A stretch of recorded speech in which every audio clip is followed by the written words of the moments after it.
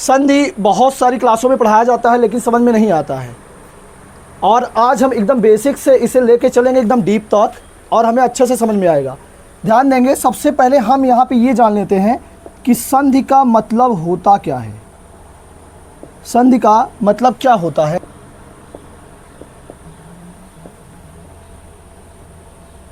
शाब्दिक। संधि का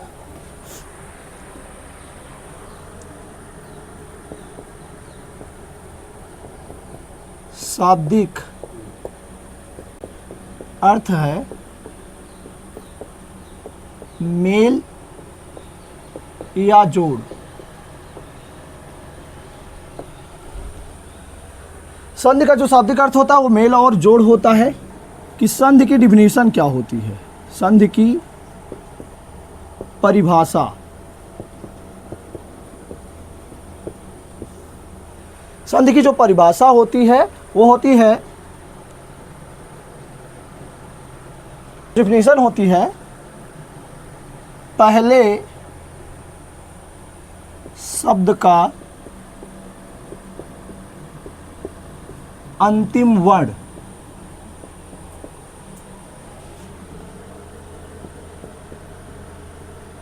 और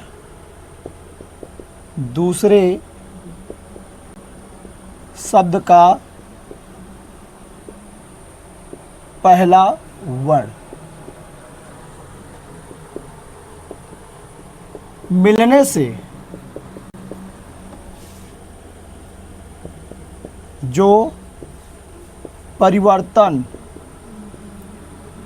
या विकार उत्पन्न होता है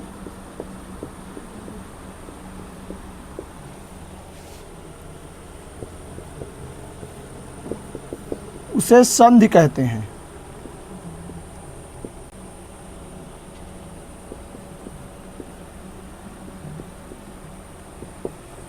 चलिए इसको देख लेते हैं। संधि की परिभाषा क्या है कि पहले शब्द का अंतिम वर्ण। वर्ण का मतलब यहाँ पे जान लेते हैं। वर्ण का मतलब यहाँ से होता है अक्षर। क्या होता है? वर्ण का मतलब अक्षर होता है, और दूसरे शब्द का पहला वर्ण मिलने से जो उसमें परिवर्तन या विकार, विकार का मतलब है जब छोटा आ से छोटा आ मिल जाए क्या हो जाता है? बड़ा आ हो जाता है। तो जो उसमें परिवर्तन और विकार उत्पन्न होगा उसी को संधि बोलेंगे। क्या बोलेंगे? संधि। और इसे इंग्लिश में क्या बोलते हैं? ज्वाइनिंग बोलते हैं। ठीक है, अब इसमें एक एग्जाम्पल हम देख लेते हैं। यहाँ पे उदाहरण,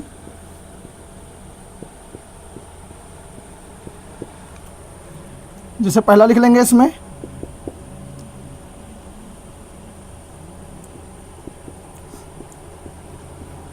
नर प्लस ईस क्या हो जाएगा? नरेश। यहाँ पे जो अक्षर हमको मिले, छोटा आ प्लस बड़ी ई बराबर क्या हो गया? ए हो गया। एक दूसरा एग्जाम्पल ले लेते हैं।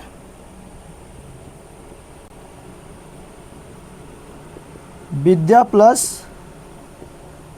आलय, ये क्या हो गया? विद्यालय। एग्जाम्पल यहाँ पे क्या ऐड हो गया? बड़ा आ प्लस बड़ा आ बराबर क्या हो जाता है? बड़ा आ। अभी आपको ये सिर्फ इसका बेसिक समझा रहे हैं। बेसिक के बाद जहाँ आपको स्वर संधि पढ़ाने लगेंगे वहाँ पे आपको पूरा रूल बताते हुए चलेंगे। कि पहले शब्द का अंतिम वर्ण देख लेते हैं कि अंतिम वर्ण और दूसरे शब्द का पहला वर्ण क्या है। आइए यहाँ पे देख लेते हैं। पहले शब्द का अंतिम वर्ण, यहाँ पे जब देखिए नर, नर है ना, नर का जब यहाँ से हम वर्ण विच्छेद करेंगे तब हमें स्पष्ट होगा क्या लिया गया है।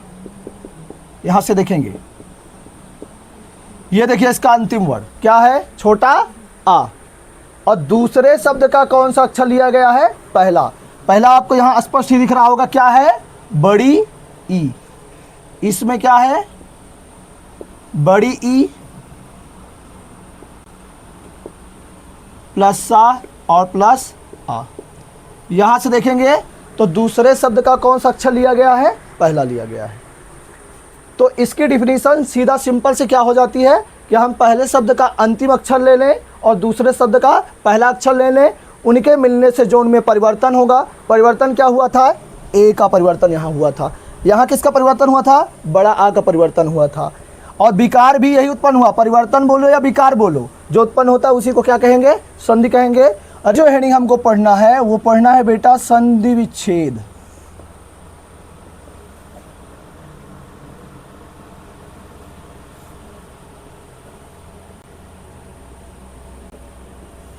इसकी डेफिनेशन देख लेते हैं।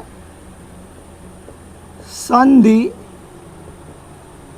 युक्त, संधि युक्त शब्दों को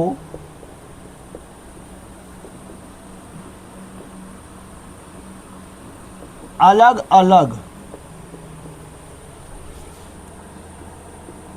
करके लिखना ही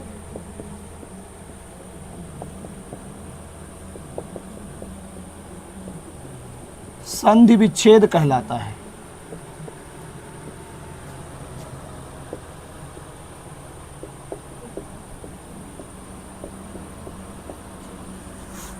ठीक है, एग्जाम्पल लिख देते हैं।